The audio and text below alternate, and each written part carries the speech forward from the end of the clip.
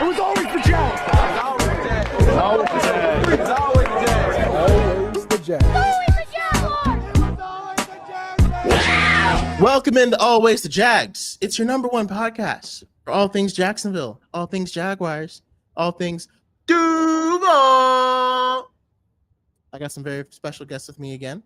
My good friend Manny is going to be repping the Saints today for our NFL draft grades. Manny, why don't you say hi to everybody? Hi, everybody. And then we got BJ back yet once again, and he'll be talking a little bit of Saints, a little bit of Bills as well. How you feeling today, BJ? Feeling good, man. Glad to be here. Feeling good. Yeah. So, we're just going to dive right into our NFL draft grades. We have one more that might be joining us. So hopefully he'll be able to come in. He's going to rep the Colts. We'll probably end up having him go last, when we do our draft grades around, because that's probably where the Colts are going to finish in the division anyway. So, hopefully he'll hear that as well. But let's go ahead and do these draft grades for the Jaguars. Now, obviously, Manny and BJ are probably in much better moods when they're talking about their team's drafts, because the consensus, worst draft in the NFL, is the Jaguars. And most of us as fans don't really disagree, because most of the players that were picked, we have never heard of, nor did we have any kind of idea about who they were or where they should have been.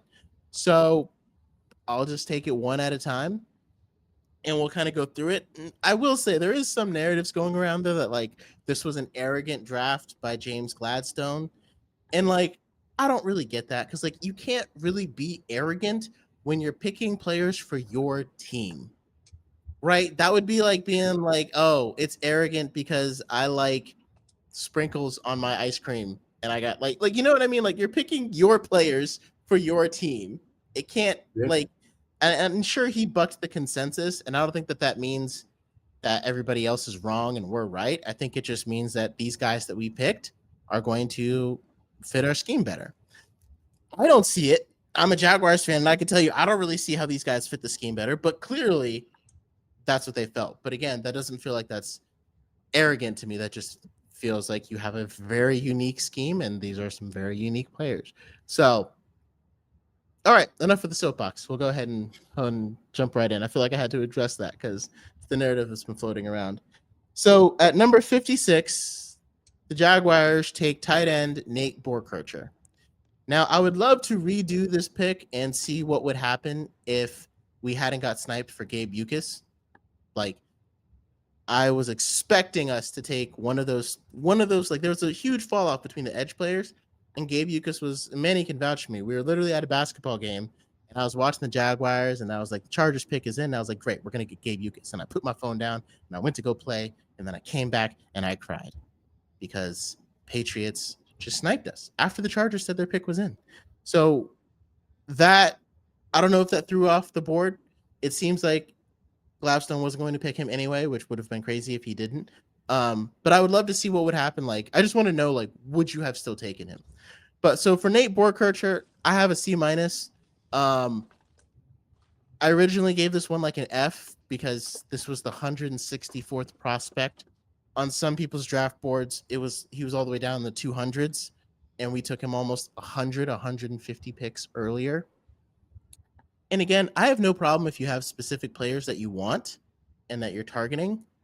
My argument would just be, okay, trade back or take them. You still got to use the consensus to know that they'll be available and take them around then, because even if he's your favorite tight end in the entire class, he's going to be there in the hundreds. So you can just take a flyer on a random player that's ranked in this area and then save the pick for later. You don't have to take him 100 picks earlier just because you like him. So I wish Gabe Yukas would have fallen to us, because it only would have needed one more pick. I think who James Gladstone should have taken, and this would have been a reach too, it would have been Kieran Crawford or Romello Height. Either one of those. They ended up going very early in the third. I thought we could maybe get them at 81, and people would have seen that as a reach here too at 56 to take either one of those two guys. But the run on edge players really hurt us. It was a run on edge players at the beginning of the second round. I think that hurt us.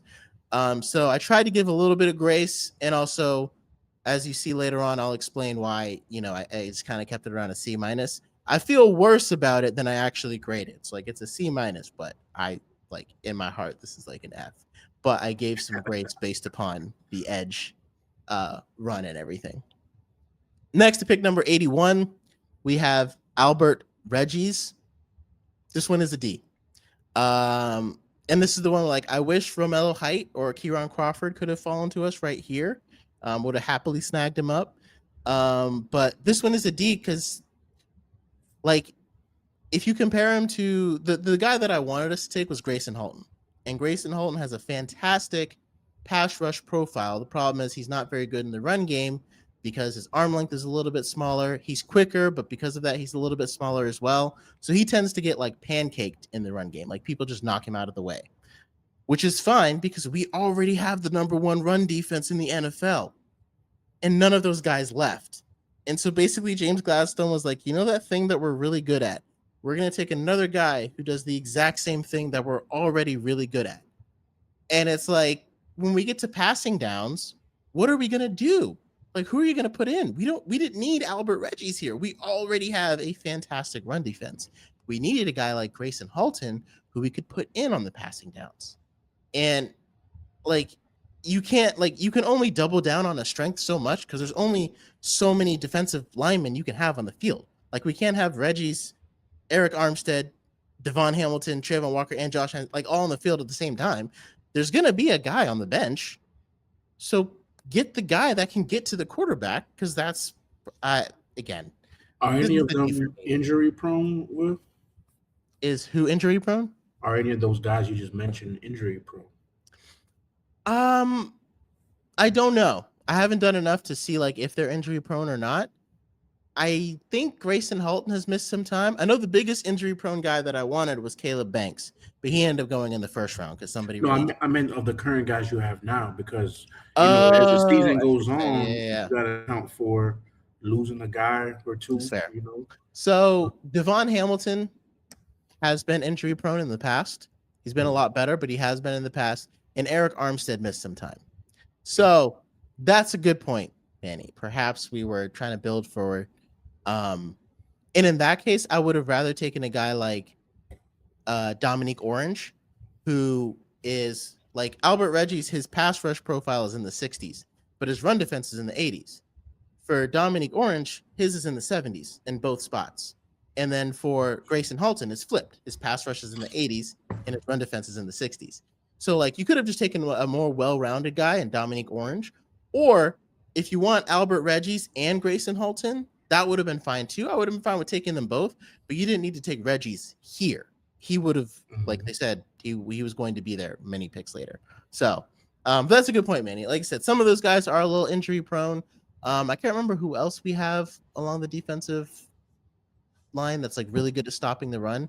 But that's probably why to forego those injuries. But we still don't even have a really good pass rushing defensive tackle. Like that's just someone that doesn't exist on our roster. Eric Armstead had 5.5 sacks last year, and that was pretty good.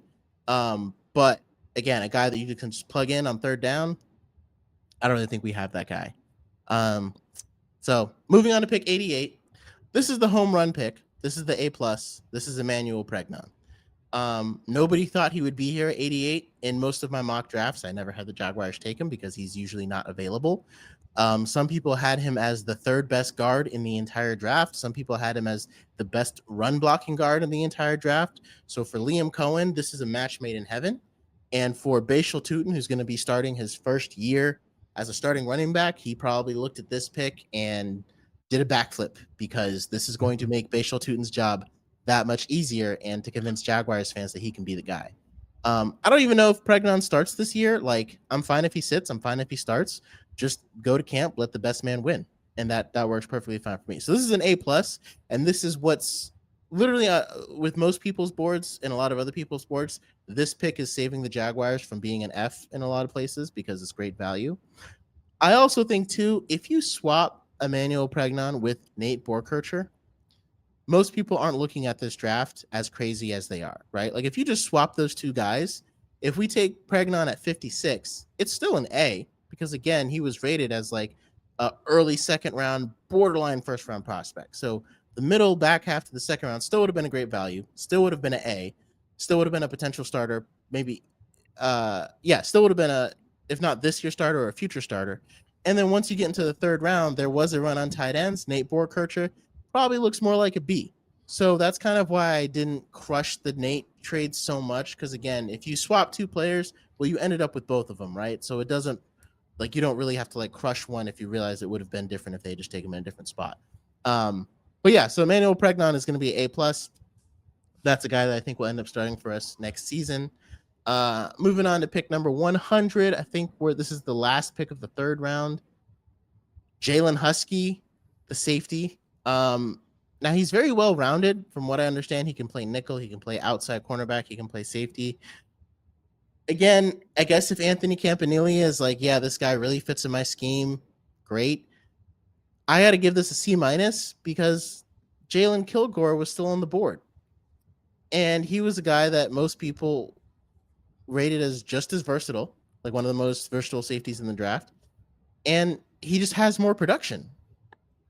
So there's whatever it is about Jalen Husky that Anthony Campanile sees and he likes. The rest of us are probably struggling with it. So again, this is not a guy that's going to start for us next year. We already got 3 safeties locked in, and we like to do a lot of 3 safety sets. So it is important to have a backup there in case there's injury. So it makes sense. But even here, and I'll get more into it in my next pick too, I still think that if you wanted to take a safety, I still think there was a better guy to take too if you wanted to build that safety depth as well. So this is a C- for me. Moving on to pick number 119, we've got defensive end Wesley Williams. This is just an F. This is just an F out of the way of the park. The reason why it's an F is because we traded up to get him. We traded up. We moved up the board, and we were at 124. We traded up 5 spots, and we went from 191.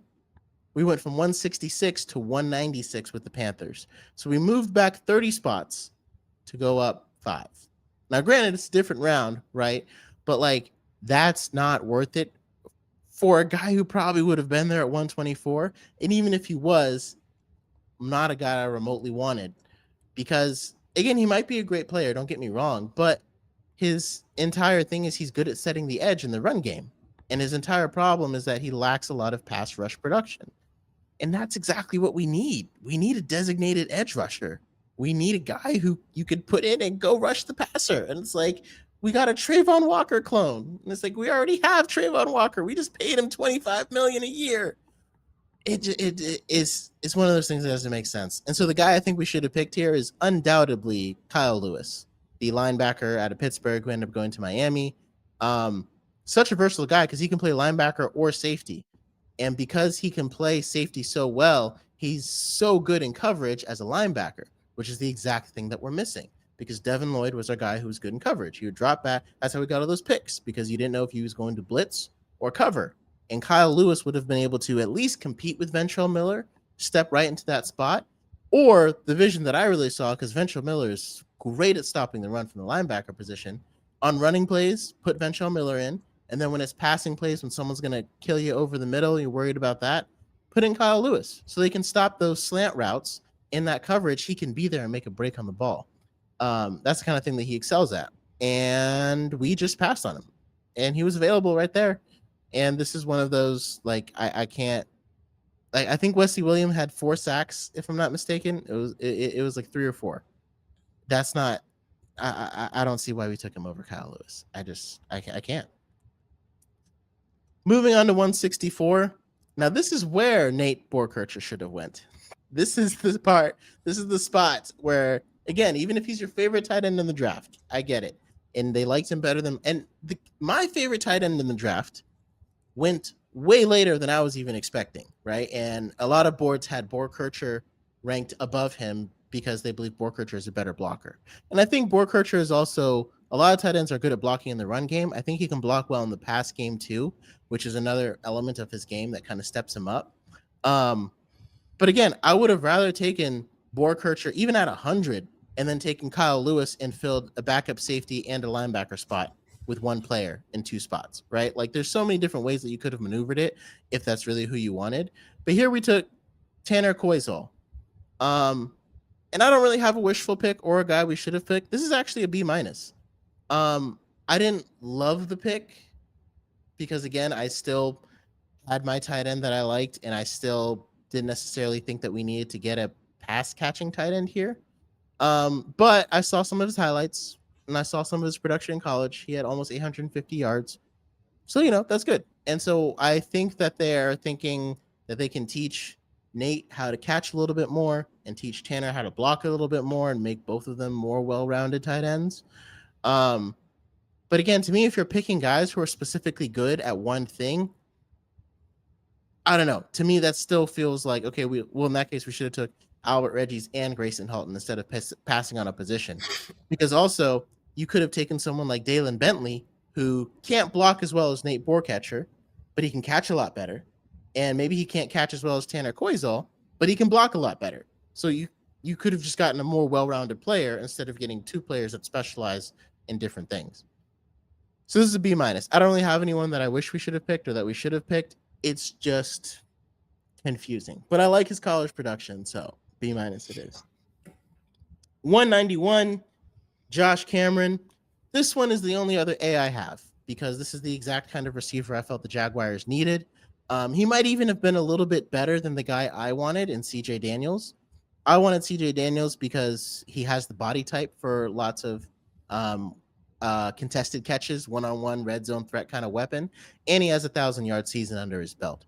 I didn't get a chance to see if Josh Cameron has ever had a 1,000-yard season, but I do know that Josh Cameron specializes in contested catch situations. Like CJ Daniels has the body type for it, but Josh Cameron is like known for coming down with those 50-50 balls, and that's all a guy I wanted. I just wanted a guy where if we throw it up, if you're going against him, it's probably more 70-30 because he can outbox you. And that's a perfect red zone weapon. He's also a tenacious blocker, so that fits really well in Liam Cohen's scheme. And so he's a red zone weapon for Trevor and a great blocker in the run game. So again, Bashal Tootin and Trevor both win. This pick is an A. Yeah. I wanted to give it an A+, but I don't know exactly where he was ranked consensus-wise, so I don't know great value, but this was the exact type of wide receiver that I wanted us to get. Moving on to pick number 203. Here we took CJ Williams. This one is a B. We just kind of need to fill out our wide receiver room. I do wish that CJ Daniels had fallen because, like, in a perfect world, I would have taken Josh Cameron and CJ Daniels. So that way Trevor has, like, imagine being in the red zone and you've only got 5 yards to a touchdown and you just throw out 2 huge contested catch machine guys. And it's like, who do you double cover? Both of them. Like, that would have been in a perfect world. And CJ Williams can kind of do that, but not like CJ Daniels. But I think the person that we should have picked here was Landon Robinson. He was a defensive tackle from Navy that I really liked. And again, some of the guys that I really liked didn't go to late in the 7th round. Probably a sign. Again, I'm not an NFL scout. I'm just a fan. But it's probably a sign that maybe I didn't have the best picks on people. But again, Landon Robinson is one of those defensive tackles that has shown a knack for being able to get upfield and get in the quarterback's face and harass him. And for a guy that was graded in the 4th round by some people, to get him in the 7th round would have been great value. I think Bengals ended up snagging him. So I still think that should have been the pick. So my CJ Williams pick is still a B. Definitely think we should have went with Landon Robinson here. At pick number 233, this one is more based upon who was still available. We have Zach Durfee. This is a D. Because Max Llewellyn was still on the board. And Max Llewellyn was one of those last pass rush specialist kind of edge players that we definitely could have got here. I'm not even sure how he was still available. Now, again, you could argue that some of these players that are still available in the 7th round are mainly available because the Jaguars reached for so many other players, pushing like some of the better ones down the board. I don't know. But either way, if Zach Durfee is on the board and Max Llewellyn's on the board, it feels like a no-brainer. You take Max Llewellyn. Instead, we took Zach Durfee. Now, he does kind of grade out as that pass rushing specialist that we are looking for.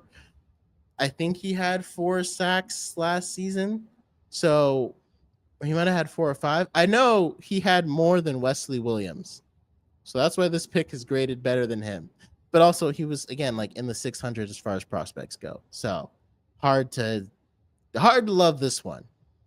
And then our last pick at number 240, Parker Hughes from Middle Tennessee State, which is a college I didn't even know existed until this mock draft. But we felt the need to take him here. I mean, there's 2 guys I feel like we should have picked. Even if we did double up on tight ends in the 5th round, I still would have taken Dalen Bentley because I love the way he blocks and I love his highlights. And I guess I'm the only one because the Broncos barely kept him from being Mr. Irrelevant this year. But I just love watching him block. Now, again, if Nate Borketcher can block in pass protection, and that's something that Dalen Bentley hasn't really done, I see how that makes him more valuable. But Dalen Bentley only had about like 100 or 150 yards less than Tanner Koizal. Like he had like 685 and I want to say 5 touchdowns, but I could be wrong about that. So like he's shown production and the ability to catch the ball, and he's made some great over the shoulder catches. And not to mention he brings a blocking ability. So I think that's a guy who's kind of more valuable than Tanner Koizal. But again, like if you look at their highlights, Dalen Bentley's is, well, if you look at their catching highlights between Nate Borkretcher and Dalen Bentley's is a lot longer. But again, instead we took Parker Hughes. And I already mentioned how we should have taken Kyle Lewis, but again, he wouldn't have been available here. One guy that I was super surprised was available is Deontay Lawson, the linebacker from Alabama, who's another one of the rare linebackers who's shown the ability to cover. Like it was him, Jacob Rodriguez, and Kyle Lewis were like kind of the linebackers who were good in coverage. And I'm surprised he ended up going undrafted. I was hoping that we would try to snag him, but it looks like he went to somebody else. And so, yeah, if you ended up taking 2 tight ends and you had to take a linebacker, like if we hadn't taken Kyle Lewis, then I think Deontay Lawson, the linebacker, starting linebacker from Alabama, is better than a linebacker from Middle Tennessee State. Call me crazy, but yeah. So overall, Jaguars end with a C-. Now I want to be wrong so badly. And so like I hope at night, James Gladstone, that you prove me wrong and that all these players are somehow just perfect schematic fits for everything that your coaches want to do on the field. But until we see it, that's where this draft is going to have to end. It's funny because like it just kind of got more and more depressing as I kept going, and like I could tell that I was just, the more I talk about it, the more I look at it, that hurts in a lot of places. But I mean, hey, in some draft classes, you are fortunate if you come out with 1 or 2 starters. And we definitely got one in Pregnon. Maybe Albert Regis will take over as the nose tackle for Devon Hamilton. I mean, Josh Cameron will be on the roster for a while, but he won't be a starter. So yeah, I project we maybe got Jalen Husky could maybe be a starter one day. So we got 1 to 3 starters when we honestly could have had closer to 5. So that's my Jaguars mock draft. Let me know your guys' thoughts.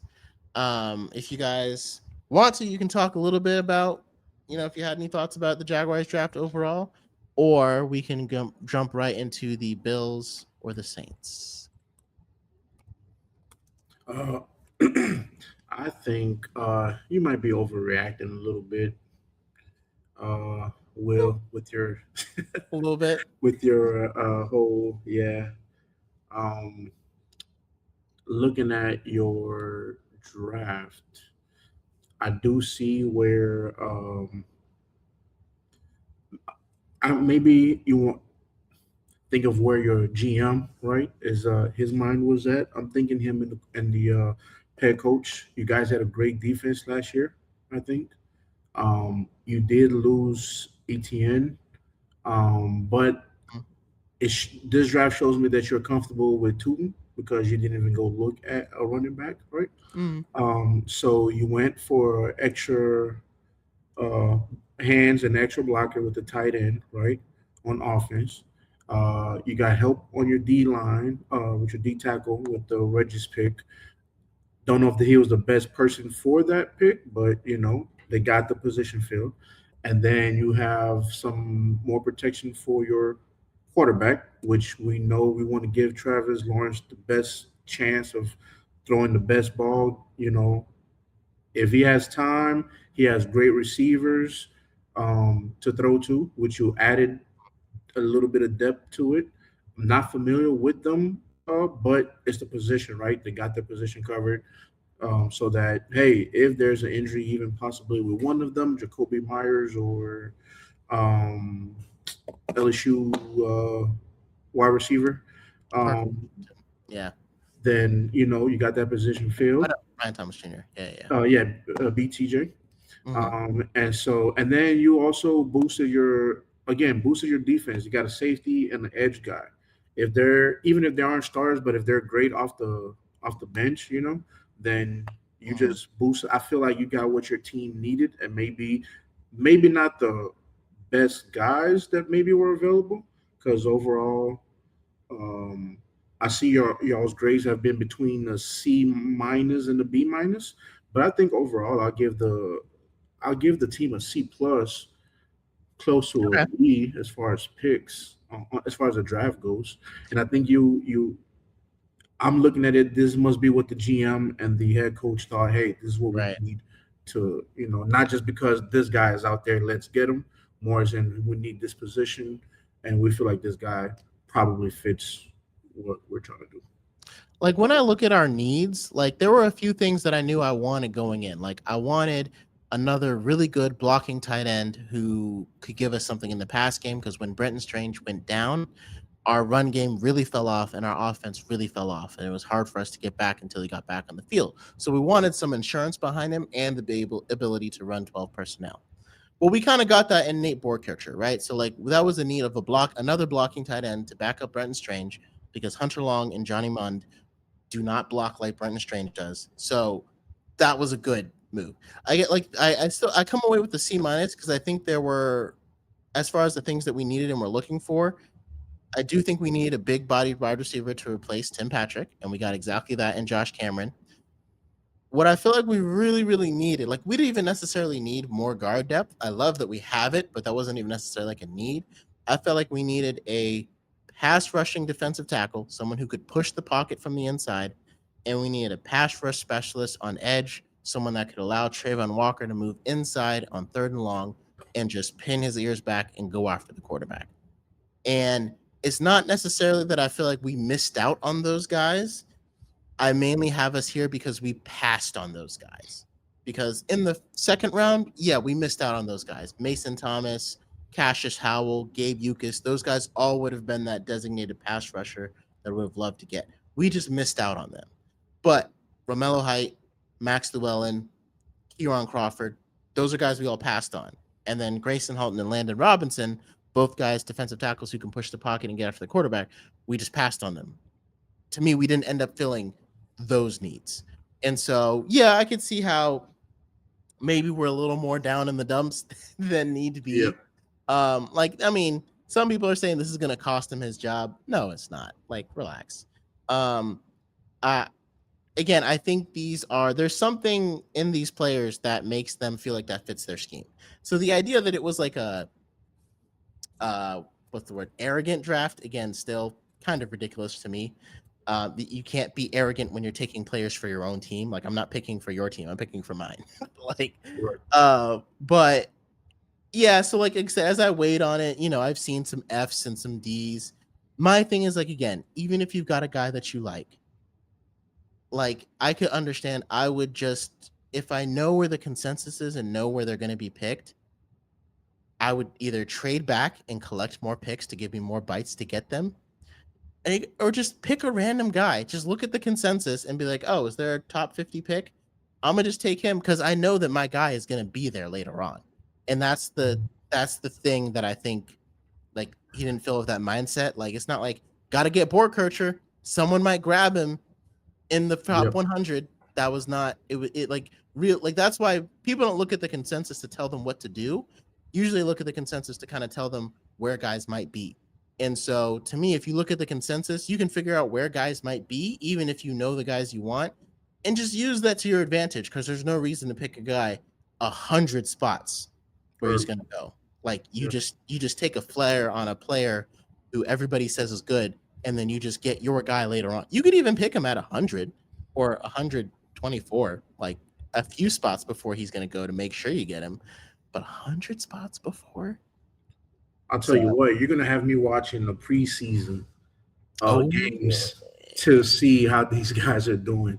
And even just in general, I'm gonna have to end up getting NFL Red Zone to watch all these games. I feel like I'm invested. I gotta see what these picks are gonna be doing throughout the season. I'm gonna feel the same way once you go through the Saints draft. Like that's just the way it's gonna go. So without further, maybe the Jags and the Saints will play each other in the preseason. That would make it a lot easier. Or we'll play the Bills or something. So yeah, why don't you go ahead, Manny? Go right into the Saints draft. I know the Jaguars had 10 picks, so that kind of took me a little bit longer than I was expecting. I don't know how many the Saints have, but we can go through it and we'll compare it to your mock draft. So let me just pull my information up. So yeah, I'll start off with giving the grade that I think the Saints deserve for their picks. And I will go with a B minus. It's not horrible. It's I think that just the order in which we picked the positions might have been a little bit off, but overall I'm happy with the draft. And I think BJ will agree with me on that. So I just recently remembered too, though, that we got a new coach. So Kellen Moore is going to be our coach, and he's definitely more offensive minded. I believe when he was with Dallas, and I think even the Eagles, they were top offenses in the NFL, like top 5 or top 10 in just about most categories. So now that I think of that, I kind of see where maybe his head was at, and the GM when they were drafting these players, and I look forward to the offense being high powered and top in a lot of categories in the league. Mm-hmm. So with the first pick, the Saints. Is Kellen Moore? This is his second year with the Saints, right? I believe it's his first. Not second, because I thought he was with them last year. BJ, can you verify that? Is this Kellen Moore's second season? This is Kellen Moore's second season. Second season. Okay. Yep. Yeah. For whatever reason in my head, I still had our previous defensive-minded head coach. So yeah. No worries. Kellen Moore. So he went and got first-round pick was Jordan Tyson from Arizona State. Elite wide receiver with great upside. But however, I think with this pick, we should have taken a tackle or an edge guy. Mm-hmm. I had on my original draft, I had Francis, can't say his last name, Francis M., offensive tackle from Miami. I think that would have been a great pick, but I believe he was taken ahead. I think the Giants scooped him up right after that. So maybe that might be why they went ahead with that pick. But yeah.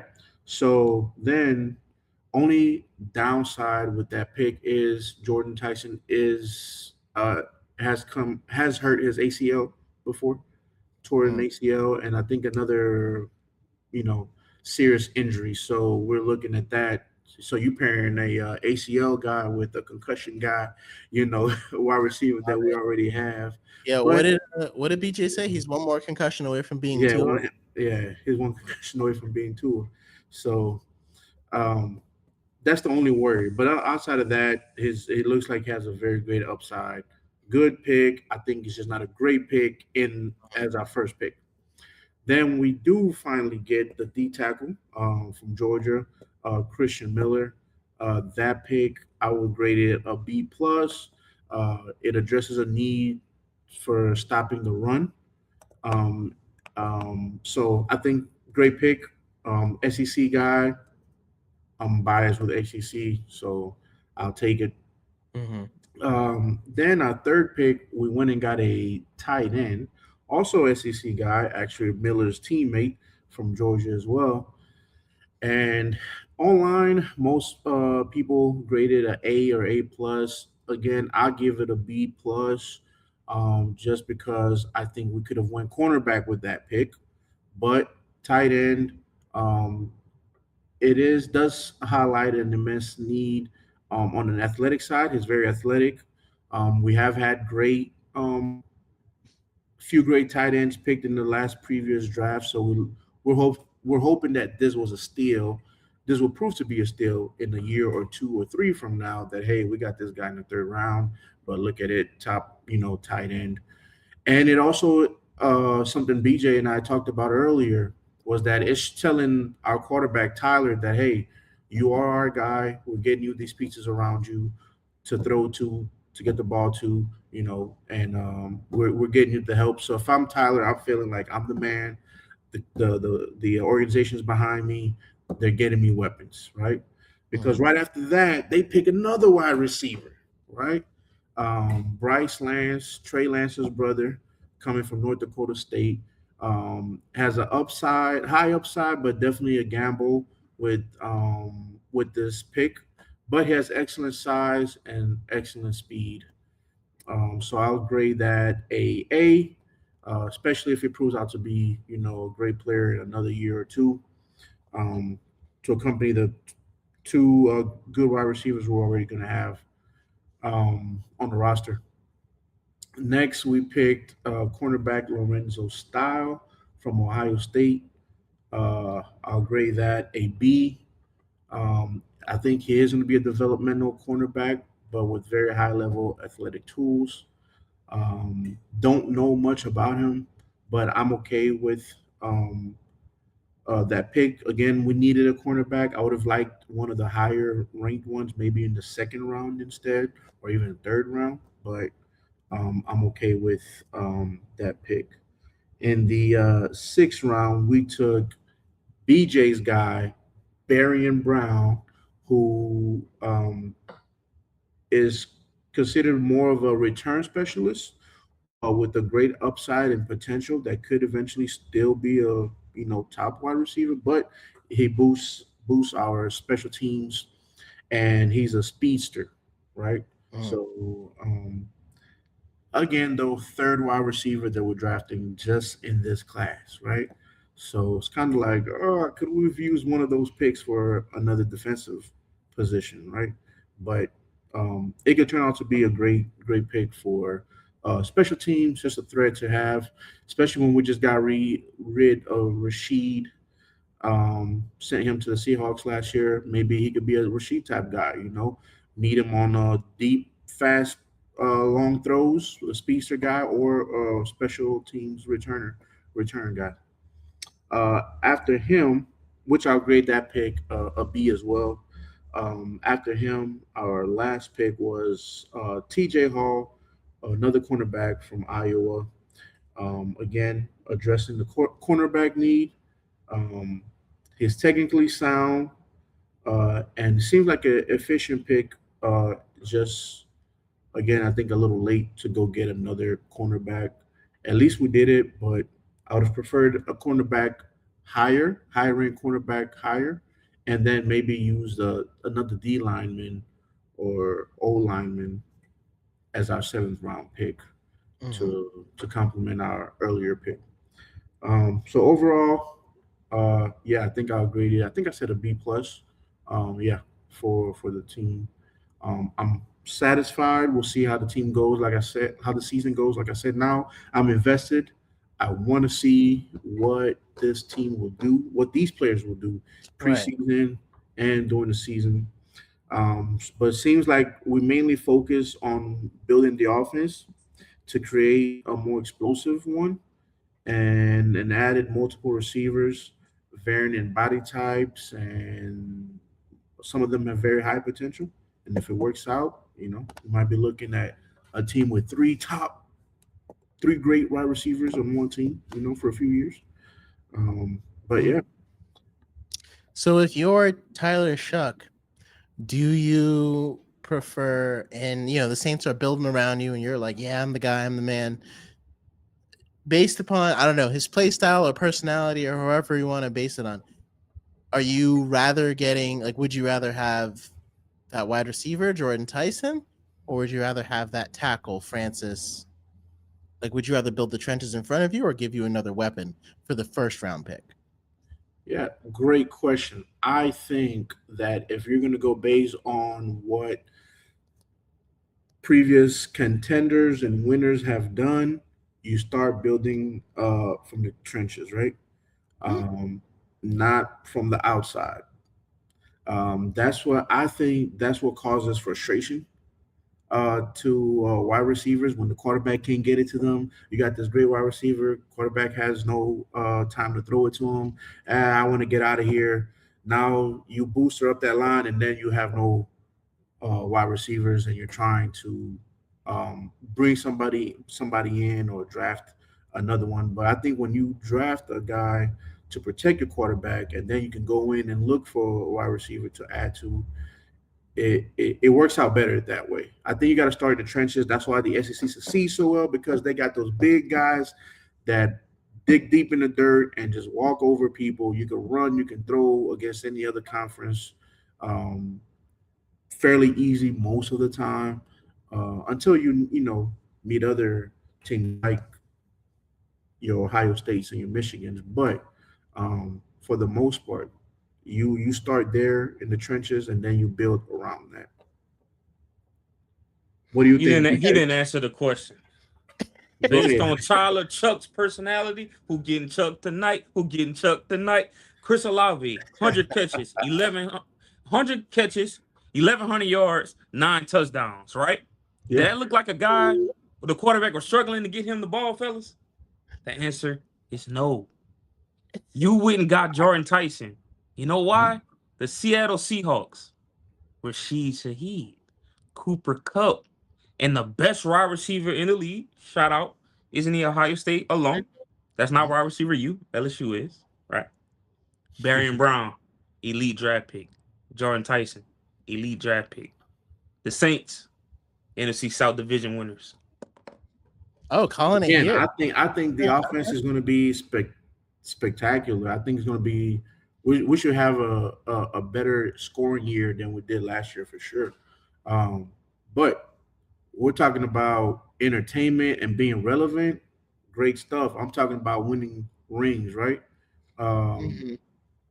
I guess it's just the perspective, right? If you're looking at it, I'm trying to win rings.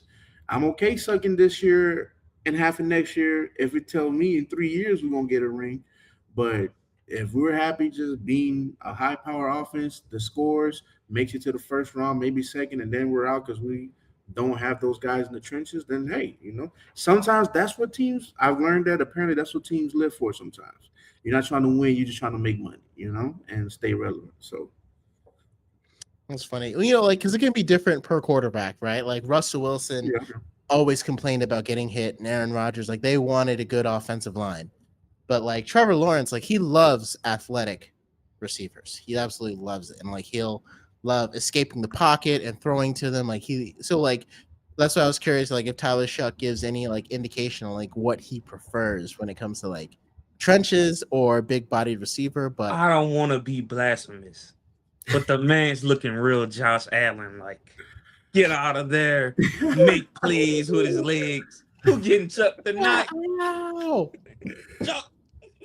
I mean, I would say that like we gotta have a Bills fan on here to check that take, but like you are the Bills fan, BJ. So Hey, I'm like, I know greatness when I see it. Josh okay. Allen, best quarterback in the league. And Tyler Shuck's what, number 2 now? Oh, I didn't say that. Okay, He's on his okay, way. okay. He's on his way. All right, so he's not that okay. He didn't drink all the Kool-Aid. He's just kind of like on the path. But Yes. this is a good segue, BJ. Let's go ahead and dive into this Bills draft. And I guess the Saints didn't move around a whole lot in this draft. It doesn't look like. And I don't know if the Bills did either. Let me take a look. But what do you think about the Bills draft, BJ? Hey, man. Just like the season the Bills had, they fell a little bit short, but a great season. They had a great draft. Overall, I give the team an A minus on their draft. I think they hit it right out of the park because they filled needs that they had. First pick, right? They take TJ Parker, big defensive tackle, ACC Clemson. I think he led the league in like tackles for loss in, I want to say 23, right? So he's a big guy, attacks the pass rush, and we signed Bradley Chubb in the offseason, right? Mhm. Next to Greg Russo. So he's gonna have a great interchange with Chubb and Russo. Youth, big guy. That's actually not the pick I wanted them to make, but I did fall in love with the pick. I would prefer to go wide receiver. I'm biased, as you can tell. Wide receiver, love it. Keon Coleman hasn't lived up to the hype. Denzel Boston went a few picks later. Washington, the last Washington wide receiver, plays for Chicago. Roma Dunze, really nice wideout. I think he has a chance, Denzel Boston, to be better than Rome. 6'3", 212. So I really like the pick, though. I mean, he feels a need. We all know they need a pass rusher, right? The next pick that the Bills made was Davidson, and forgive me if I say your name wrong, Igbignison, cornerback. Yeah, I think I did pretty good. 6'2", Yeah. 189. Right, Mhm. so he has size there. Christian Benford's cornerback number 1, Harrison's cornerback 2. So he's gonna play a lot of nickel back, and I think he has the size to do it. Right, it used to be that slot wide receivers maybe were 5'9", 5'10", but now you're starting to see. I mean, look at Puka Nakua, right? I mean, he's an amazing wide receiver, but he plays a lot in the slot. Cooper Kupp did, so he got some size there at 6'2".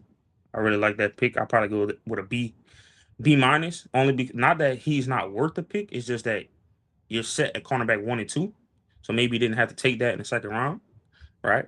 So next, I wouldn't say I had a replacement there. Jude Bowery, right? He's a offensive tackle. Josh Allen can always need that because we don't want him to run the ball as much as he gets older. You kind of want to stay in the pocket. That's why I wanted him to get a wide receiver early on so he can anticipate throwing in the pocket more. Khalil Shakir led the team in catches last year. I don't know if that's the recipe. Hold on. You telling me you don't want Josh Allen running, but you want Tyler running?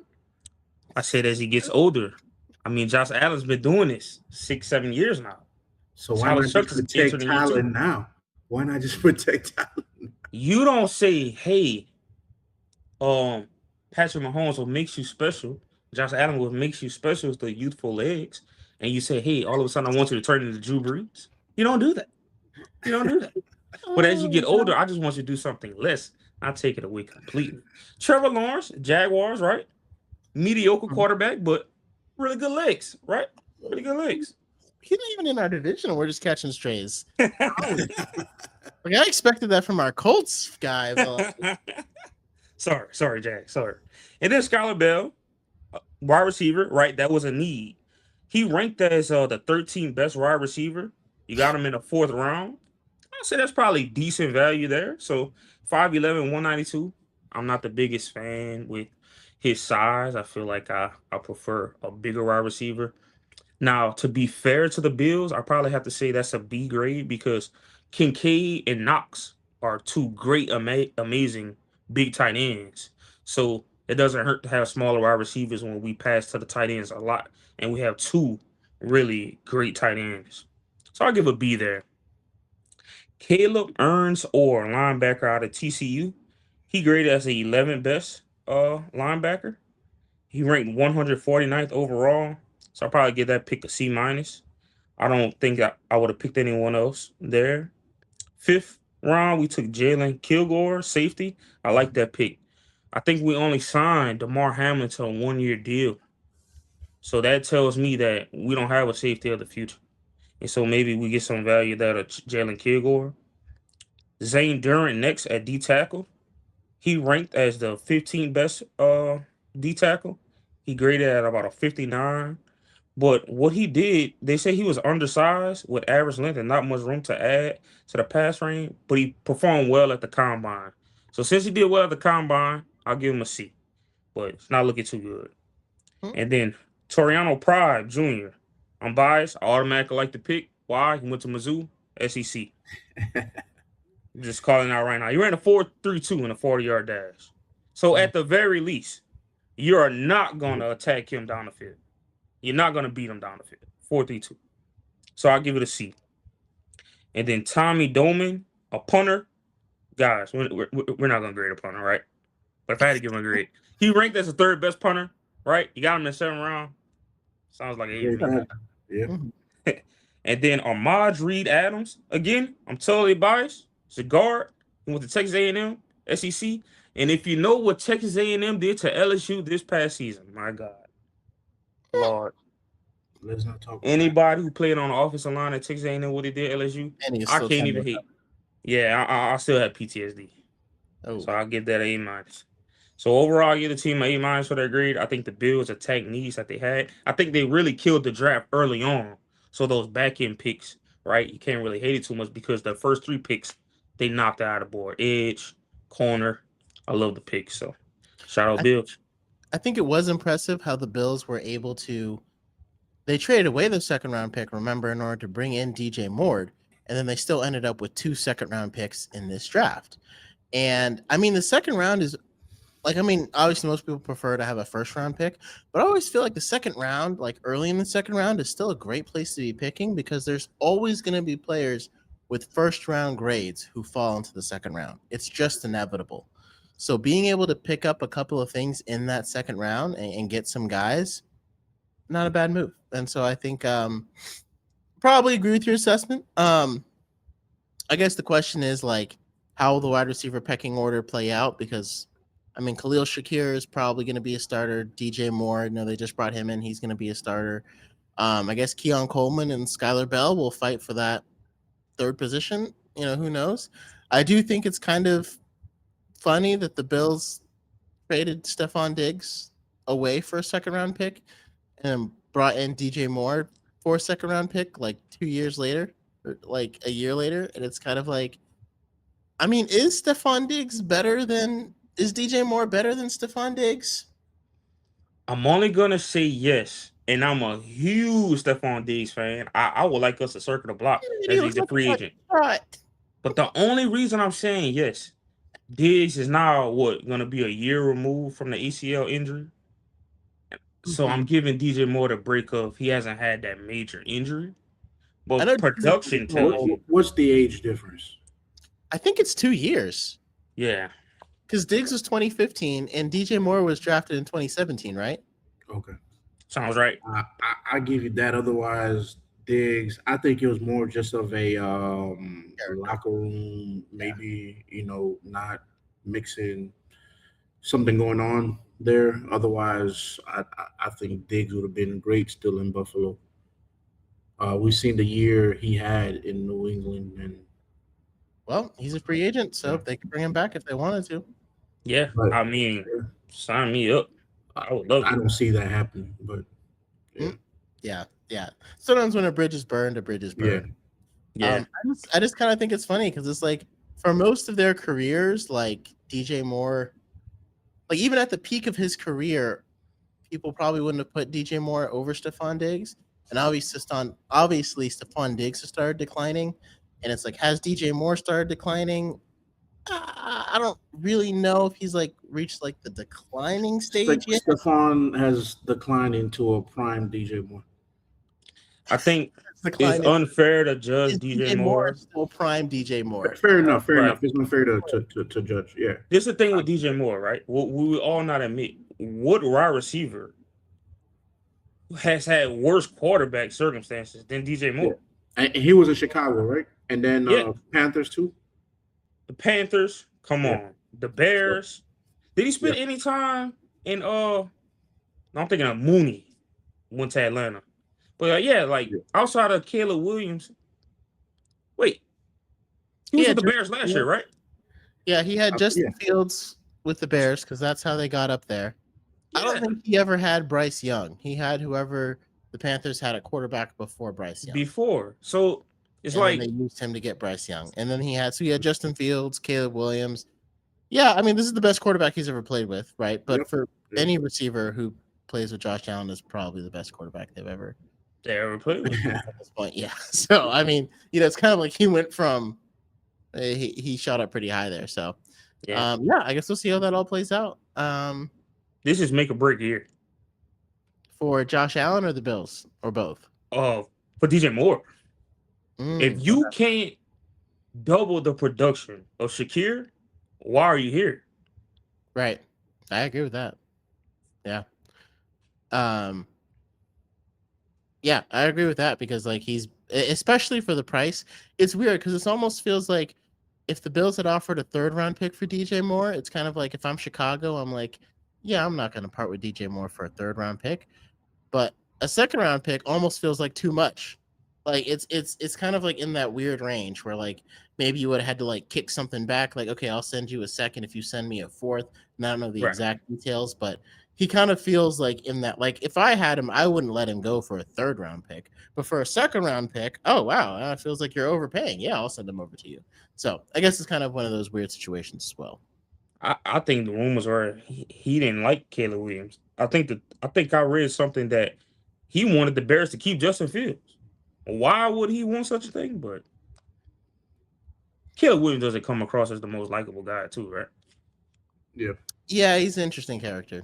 Yeah. Yeah, I see why he like. I even like this is something I've never admitted on this channel, but when they were coming out, I wanted Justin Fields over Trevor Lawrence. You can ask one of my friends. I did not like Trevor Lawrence. I didn't like the hair. I didn't like the prince that was promised. I think it was because like I believed in Gardner Minshew more, but I still What? wanted to take Justin Fields. Well, because like I Yeah. thought Gardner, not like I believed in him more than like Trevor Lawrence necessarily, but I felt like he got a raw deal, and I felt like when Nick Foles was healthy and we put Nick Foles in, we should have just kept Gardner Minshew in. 'Cause I also agree with you didn't like 100%. Foles, right? I really didn't like Nick Foles, and I really wanted us to just try to trade up for Kyler Murray or get like a rookie quarterback. Glad I was wrong on both of those, but like Gardner Minshew was the exact, like if we had kept all of our defense and just not signed Nick Foles and Gardner Minshew was the guy, that could have worked. Like I loved Gardner Minshew. Like he was fun and everything. Now, granted, his limitations obviously started to show, and he couldn't keep it going. But I think all those factors made me really not like Trevor Lawrence. And then, that beautiful Jets Rams game, and we just ended up getting Trevor just by that. And it's funny because like my perception of him, like once he became a Jaguar, I was like, okay, I'm invested and I'm gonna give him a chance. But it's funny how like watching like interviews and stuff of players or like watching them join, because like he's been on podcasts with like Maurice Jones-Drew and There's the Pivot. And he's done interviews with like the Jaguars podcast. It's funny how much it can change your perception of a player, because now he's easily my favorite player in the NFL just because I like him as a person. He just seems like a cool dude to hang out with. And I just like him Trevor as a Lawrence? person. Trevor Lawrence, yeah. Like now he's easily my favorite. I mean, I'm wearing the Lawrence jersey right now. Like, I am fully bought in. But it's amazing because I did not like him at all when he was I coming out. learned a few years back, probably around 2020, or whenever Rodgers was starting to have those issues with Green Bay, to not get attached to players, Mm. as cool as they may seem to hang out with or cool, because I was like, as an organization, how do you let Aaron Rodgers go? How do you how do you not give Aaron Rodgers what he wants?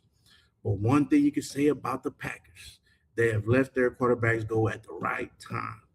No matter how much you may feel like, man, this is one of the best quarterbacks ever, they let him go at the right time. And you see how Pittsburgh is paying for not being able to do that, right?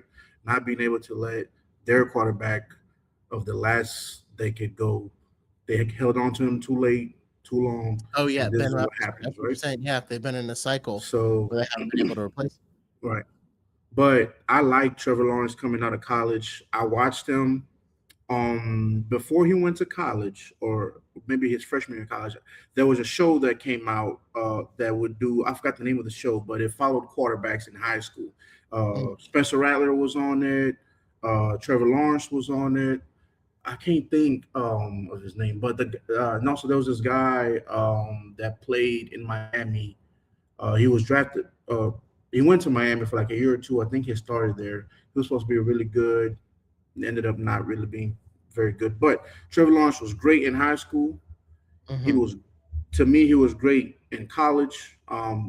Thankfully, he was not able to beat Joe Burrows and the Tigers and that fateful 2019 championship team.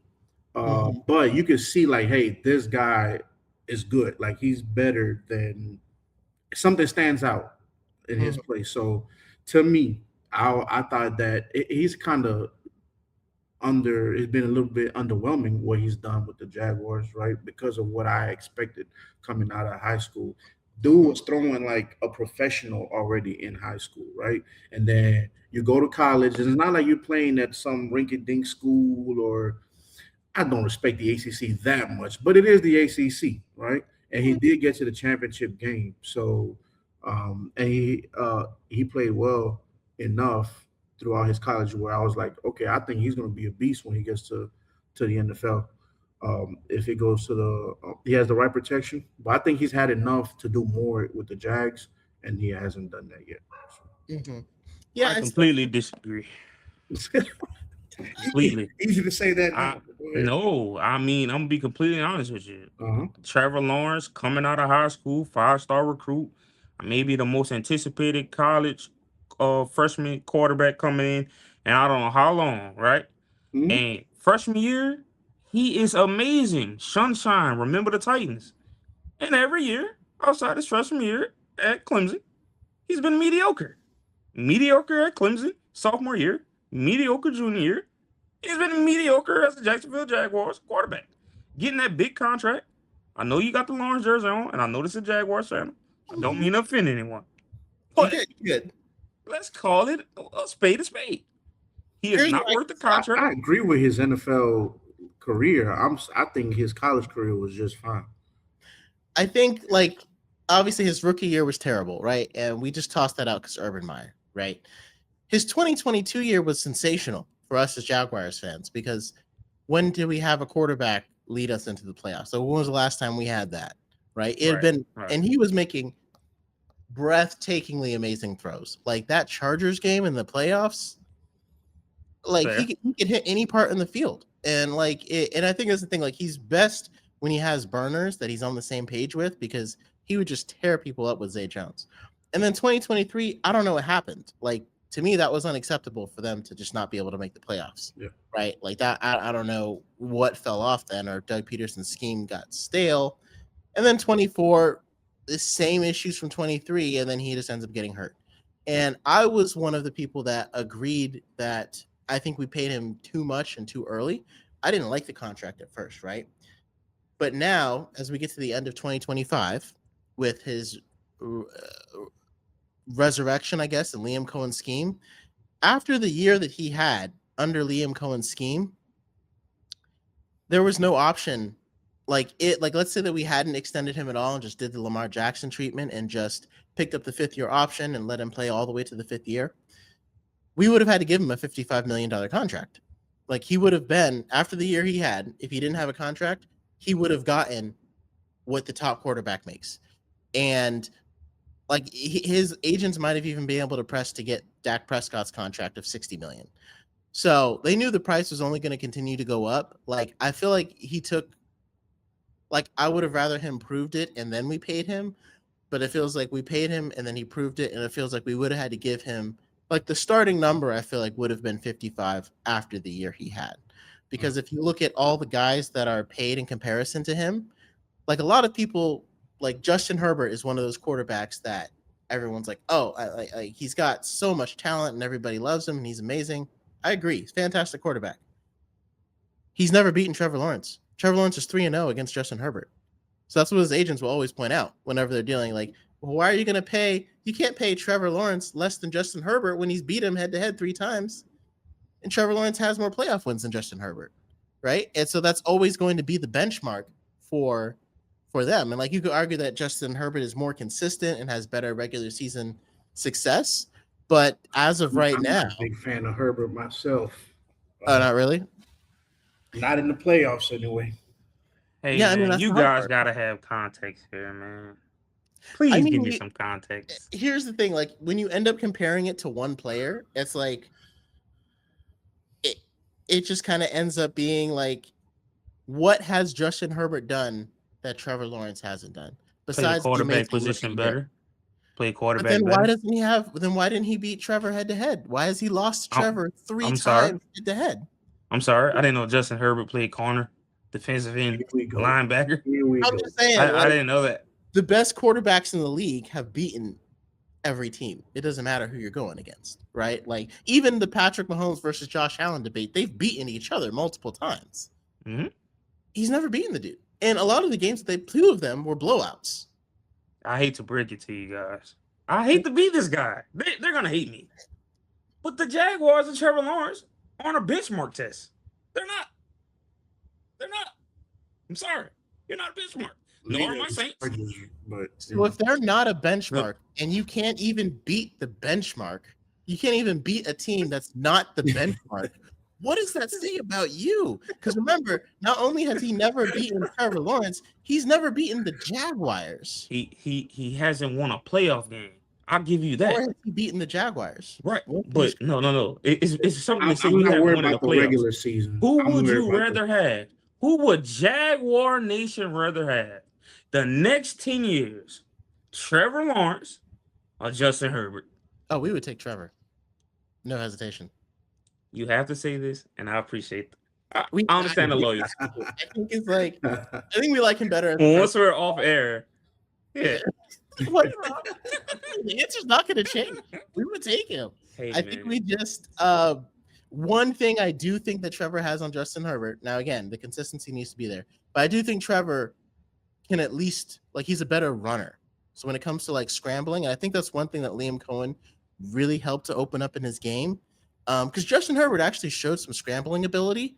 Yeah. But like even watching Trevor scramble for one of those 6 touchdowns he had against the Jets, it's just so effortless. Like, and again, he does need his 2025 season for a quarterback that gets paid $55 million, his back half, that should be the benchmark, right? Like the expectation for Trevor is high. I'm not trying to say like he's been amazing every step or defend him nonstop.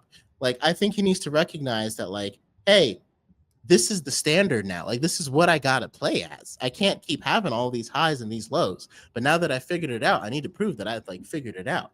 But I do say he has a running ability that Justin Herbert just doesn't quite have. Even if you give him about the same arm strength, and Justin Herbert has made better decisions over time. Thing is, decision making, you can kind of start to fix that. Running ability, there's only so much you can do. You know what I mean?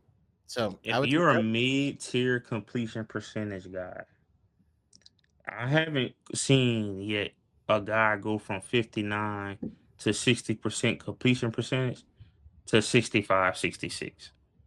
Maybe you guys have, and and you can let me know, but Trevor Lawrence is right at 60%. So you say completion, you said making good decisions, you can kind of change that. I mean, he threw 60% this year, and it's not terrible, right? That's not terrible. But as years go on, guys are throwing 65, 66, 67, 68. Right. I mean, Drake may hit 73 this year, right? Yeah, so and he has weapons. Like Brian Thomas rookie year compared to second year, what happened? And that's another thing that I think that's why, and going back to the draft, I think that's why scheme is so much more important than we sometimes realize, because Brian Thomas Jr. ended up being the number 1 wide receiver because he took over the Zay Jones role of just run down the field. And then we'll just put the ball up. He did that at LSU. Right. But when you're the number 1 wide receiver, and I guess people have this the number 1 wide receiver kind of gets in their head, but they kind of think of a guy who can do anything. And when it's when I need a play, I just put the ball in his hands. Mm-hmm. That's Jamar Chase, right? Whenever I need a play, I just put the ball in his hands over the middle, whatever it is. That's not Brian Thomas Jr. He can still be a number 1 wide receiver, but you just got to let him do what he does best, work the outside, and just run. And Mike Evans. Run and run. Mike Evans is a guy you throw him over the middle of the field. He's got those hands. To me, you can still be a number 1. You just got to fit to your strengths, right? And that's where Jacoby Myers fit in perfectly. And I think also players kind of help unlock Trevor more than scheme necessarily does. When he really likes somebody, and I think that's something we'll have to keep in mind of to keep him good, we gotta See, now you're being honest. Now the truth is coming up. I was honest the whole time. To me, here's the thing though. Like, if you got to keep his buddies around him, like, yeah, you can use that in negotiations for your agent. But if his best is when he has receivers that like he knows and trusts and everything, I will still take his best over Justin Herbert. If I know, like, hey, the best way to unlock this guy, I got to keep Jacoby Myers and I got to keep making sure I find guys that he melds with. I'll do that to get his best. Did you know who Quentin Johnson was last year? Like prior to last year, do you know who Quentin Johnson was? I did. I was like, oh, he's that guy that keeps dropping balls. This is who Justin Herbert is having to go all day. Okay, but I didn't when you got your boy back. Who did he have in his rookie year? And his first 2 or 3 years. Yeah, the amazing work runner. The amazing. Right. The amazing. Keenan Allen. Mike Williams. So he wasn't hurting. Mike Williams is hurt every year. He's probably on IR right now. Again, I'm not necessarily trying to say that Trevor is better than Justin, but if you're looking at from a contract perspective and like from an agent's perspective, there's no way that like I knew as soon as Justin Herbert signed his deal, I'm like, there's no way Trevor Lawrence is going to get less than that. It's just not going to happen. That's fair. Now I do think they could have tied it, and I think like I wanted like back then it would have been a 45 deal, but again, once Justin Herbert got 52. You can't go under it for a guy that's beat him 3 times. It's the next At the time he beat him twice. So I hate that BJ, time. So you know, BJ, I like Herbert better up until like the last 2 years. Up until the last 2-3 years, I was like, hold on, why am I so into Herbert and he hasn't done anything for me? You know what I'm saying? Like during the playoffs, during the regular season, hey, great. But I'm saying during the playoffs, it's like you like a guy, you can only like him so much for what he does during the regular season, right? At some point, you're like, hold on, you're great here, and then I haven't seen you this translate in the offseason. You're up on the Jags, and then you let them come back. You know what I'm saying? I'm just saying that's just now. Do I think you're better off with either or? I think you're okay really with either one.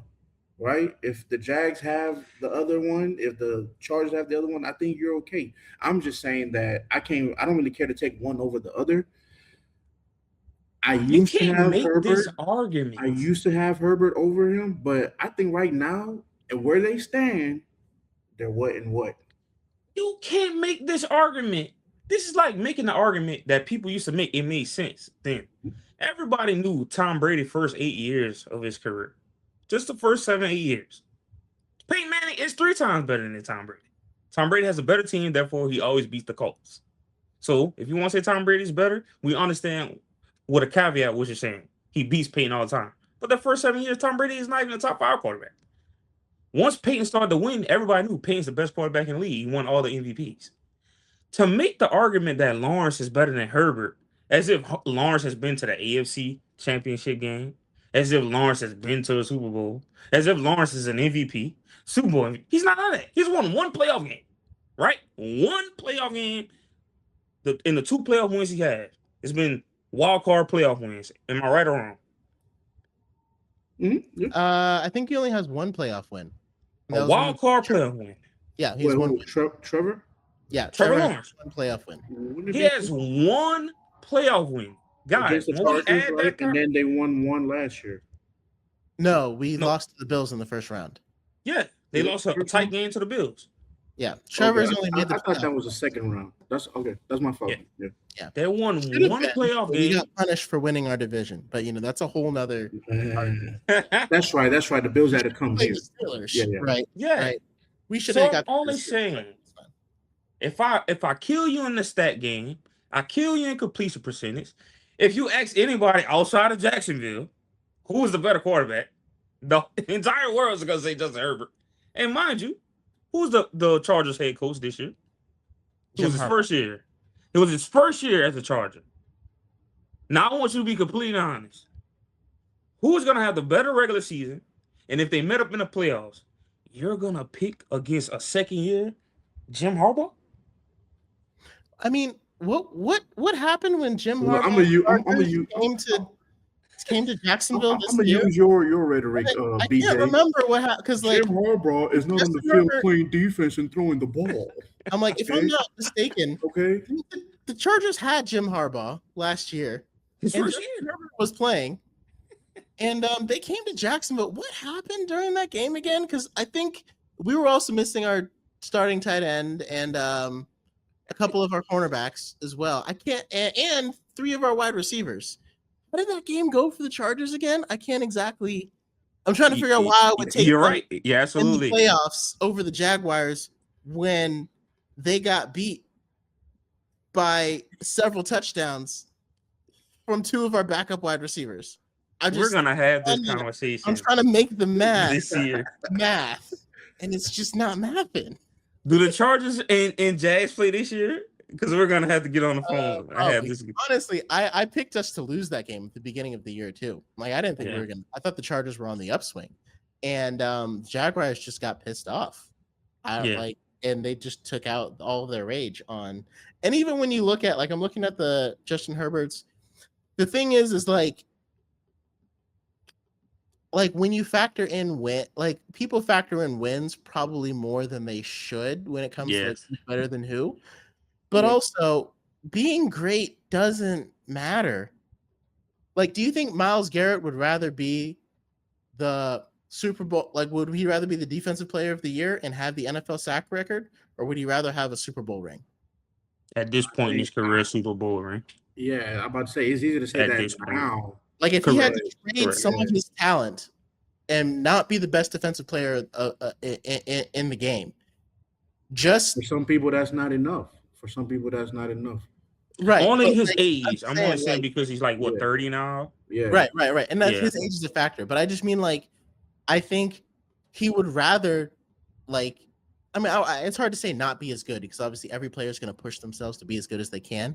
But, like, obviously winning does mean something. Yeah. At least, like, Mhm. winning does mean something. Like, you can be great, but if the game's on the line and like your team needs to win, and like, so I'm looking at so the Chargers, Justin Herbert goes 6-9 with them his rookie season. Great rookie season. Again, his rookie season obviously outpaces Trevor's. And I thought Trevor would have as good of or better of a rookie season than Justin Herbert. And I was Yes. totally wrong on that. And then 2021, they go 9-8. I don't think they make the playoffs. 2022, 10-7. That's the year when they lost to us twice. And then 2023, they go 5-8. Right? And he was healthy for a lot of that year. They just ended up cratering. And again, if I look at the Jags, it's kind of a similar trajectory. Bad rookie year. I mean, not bad rookie year, but like record-wise, like a losing rookie year. Then a lot more success in the sophomore season. For us, it was playoff success. Didn't really translate to, getting into the playoffs for Justin Herbert's second season, but that's fine. And then a down year where you end up losing a lot, even if you have, relatively good. I'm not looking at Trevor's stats right now, but his down year is 23. And for Trevor, his down year was 24. And then now in Justin Herbert's up year, hey, he's gone 11-6 and then 11-5. And so he's back on his up years. And the only thing better than 11-6 is 13-4. Just saying. 12-5. In Just- 5 years, I guess 12-5 is bad, but it's funny. I feel like they have very similar career trajectories too. yeah. It's just, I think I can at least say that, like, I would take Trevor above, but I wouldn't mind saying that they're tied in my mind. If I'm ranking quarterbacks, like if you had one at 9 and one at 10 and the other at 10 and the other at 9, to me, they would be interchangeable for me at this point right now. Well, we didn't get a chance to go through the Colts draft. Said unfortunately the something, things happen. Our Colts guy couldn't show up, so hopefully we'll see if his team even ends up showing up next year. We'll see. Can't really make any guarantees for the Colts, but yeah, let us know your thoughts about the draft grades down below. To recap, I gave my Jaguars even a C-. I mean, I feel like C- is I'm like, can I give them a C? And then I immediately just go no. So for me, the Jaguars are a C-. If I'm not mistaken. And BJ, Manny, why don't you give your grades real quick and then we'll head on out of here. I gave the Saints a B plus. Give Okay. the Bills A minus. A minus, yeah. So obviously feeling very good about their drafts. And I guess we'll all see. You know, it's so funny like grading drafts because none of this really matters until the guys get on the field, and none of us know anything until the guys get on the field. Like, it's so funny how many players were like surefire prospects, Jeff Okuda, Jeff Aduka, you know, number 3 overall, and just don't end up paying out. So you got to take the draft grades with a little bit of salt, but this is what we do when we are bored in the offseason and we need football. So until next time, guys, and never forget, it was always the Jags. Thank you so much for listening or watching. Make sure you hit that like and subscribe button so you never miss out on any videos about the Jaguars from my channel. Check out some of these other videos that I'm sure you'll be interested in. And again, never forget, it was always the Jags.